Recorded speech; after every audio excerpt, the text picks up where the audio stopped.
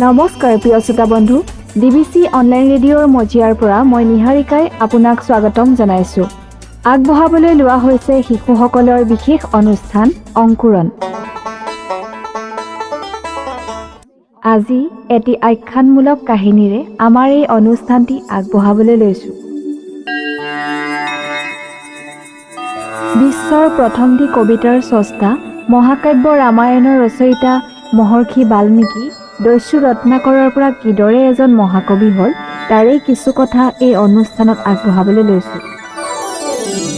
আদি কবি বাল্মীকিৰ পূৰ্ব নাম আছিল ৰত্নাকৰ। অৰণ্যৰ মাজত বাস কৰা এই ৰত্নাকৰ আছিল এজন গভাই চোৰ ডকাইত। ডকাইতি কৰি ৰত্নাকৰে নিজৰ পৰিয়াল পোহপাল দিছিল। এনেদৰেই এদিন নিজৰ পৰিয়ালটো ধনে ৰত্নই ভৰাই তুলিব বুলি পৰিয়ালৰ লোকক আশ্বাস দি থৈছিল। এবাৰ ৰত্নাকৰে ডকাইতি কৰিবৰ বাবে সপ্তৰ্ষিৰ ওচৰ পালেগৈ। এই সপ্তৰ্ষিৰ বিষয়ে আমি পিছত বহলাই ক'ম। ৰত্নাকৰক তেতিয়া সপ্তৰ্ষিয়ে প্ৰশ্ন কৰিলে, তুমি এই যে ডকাইতি কৰি অসৎ উপায়েৰে ধন ঘটিছা, কিহৰ বাবে?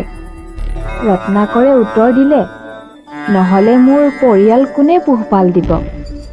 সপ্তৰ্ষিয়ে পুনৰ প্ৰশ্ন কৰিলে, তোমাৰ যে এই ডকাইতি কৰি যি পাপ বহন কৰিছা, সেই পাপৰ ভাৰ জানো তোমাৰ পৰিয়ালৰ লোকে বহন কৰিবনে? ৰত্নাকৰে উত্তৰ বিচাৰি পৰিয়ালৰ বাকীবোৰক সুধিলে, কিন্তু কোনেও তেওঁৰ এই পাপৰ ভাৰ ল'বলৈ মান্তি নহ'ল। কাৰণ এই অসৎ উপায়েৰে জীৱন নিৰ্বাহ কৰাটো কোনেও নিবিচাৰে। ৰত্নাকৰে নিজৰ ভুল বুজিব পাৰিলে আৰু পৰিয়ালৰ পৰা অকলশৰীয়া হৈ অসহায় অনুভৱ কৰিলে। তেতিয়া তেওঁ সপ্তৰ্ষিৰ ওচৰত গৈ নিজৰ ভুলৰ বাবে ক্ষমা ভিক্ষা কৰিলে আৰু পাপৰ পৰা পৰিত্ৰাণৰ উপায় বিচাৰিলে। সপ্তৰ্ষিয়ে ৰত্নাকৰক মহাপ্ৰভু ৰাম নাম জপ কৰিবলৈ দিলে, কিন্তু পাপত ডুবি থকা ৰত্নাকৰৰ মুখত ৰাম বুলি নুফুটি মৰা মৰা বুলি উচ্চাৰিত হ'ল। পিছলৈ এই মৰা মৰা কৈ শেষত ৰাম শব্দটো তেওঁৰ মুখত উচ্চাৰিত হ'ল। এইবুলি তেওঁ গছৰ তলত বহি ইমান দিন জপ কৰিলে যে তেওঁৰ গোটেই শৰীৰটো উঁয়ে এটা সাফলো কৰি দিলে। তেতিয়া স্বয়ং ব্ৰহ্মাই আহি তেওঁৰ তপস্যা ভংগ কৰিলে। যেতিয়া তেওঁ প্ৰকৃতিৰ প্ৰকৃত কৰ্মৰ জ্ঞান অৰ্থাৎ সম্বিত ঘূৰাই পালে, তেতিয়াৰে পৰা তেওঁ বাল্মীকি নামেৰে জনাজাত হ'ল। বাল্মীকিৰ সৰল অৰ্থ হ'ল পৰুৱা সাফলো বা পৰুৱাই বনোৱা পাহাৰ।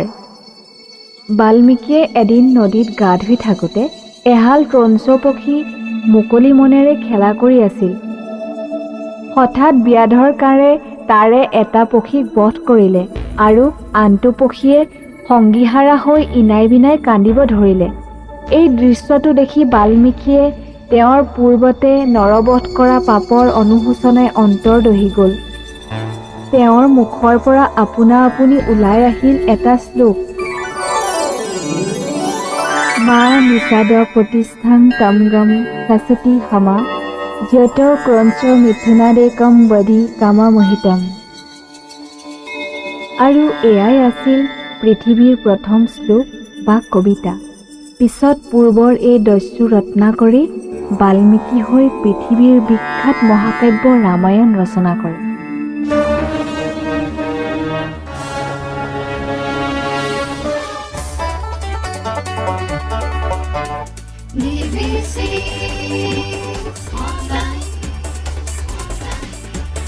BBC Online.